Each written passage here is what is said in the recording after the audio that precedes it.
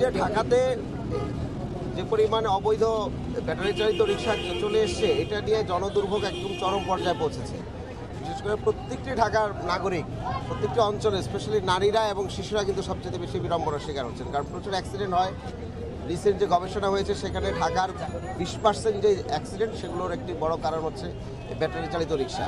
কারণ এই রিক্সাগুলো হচ্ছে ওয়েল্ডিং মেশিনে বানানো হয়, ওয়েল্ডিংয়ের যে ওয়ার্কশপগুলো আছে সেখানে বানানো হয়। কোনো ধরনের ডিজাইন নাই, কোনো ধরনের নীতিমালা নাই, এবং একটা ভারী বাহন, হাত দিয়ে এটাকে ব্রেক করা হয়, যে কারণে এটা আসলে কোনো কন্ট্রোল নাই। তো সুতরাং যানবাহন এবং গণপরিবহন যে বিষয়টা, সেটা হচ্ছে যে জনগণের একদিকে হচ্ছে সুরক্ষা দিবে, এটা হচ্ছে গণপরিবহনের প্রধান শর্ত। দ্বিতীয় শর্ত হচ্ছে যে সেটা দিয়ে মানুষের পরিবহনগুলো ঠিকমতো করতে পারবে।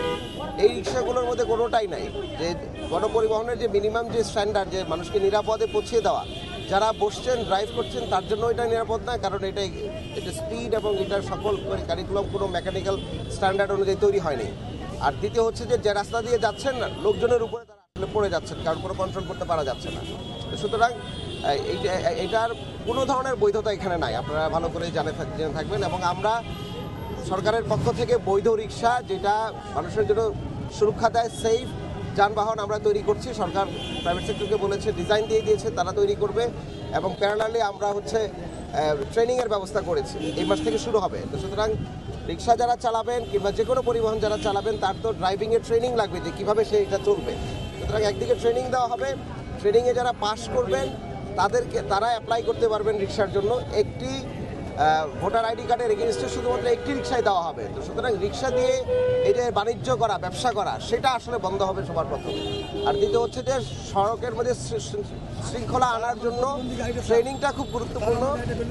এবং ট্রেনিংয়ের সাথে সাথে গুরুত্বপূর্ণ হচ্ছে যে যারা ট্রেনিংয়ে পাস করবেন তাদেরকে আমরা সিটি কর্পোরেশনের পক্ষ থেকে যে বৈধ রিক্সাগুলো তৈরি করা হবে, সেই রিক্সাগুলোর আমরা লাইসেন্সিং করব। তো সুতরাং লাইসেন্স ছাড়া কোনো রিক্সা ঢাকা শহরে নামানো হবে না, এবং ঢাকা শহরে লাইসেন্স পাওয়ার পরেও কোনো রিক্সা মূল সড়কে আসতে পারবে না। এটা দুটো গুরুত্বপূর্ণ বিষয়। সুতরাং মূল সড়কের বাইরে ভিতরে লাইসেন্স সহ বৈধ রিক্সাগুলো নির্দিষ্ট জোনে, নির্দিষ্ট এলাকায় রিক্সা চালাতে পারবেন। এক রিক্সা অন্য এলাকার মধ্যে যেতে পারবে না।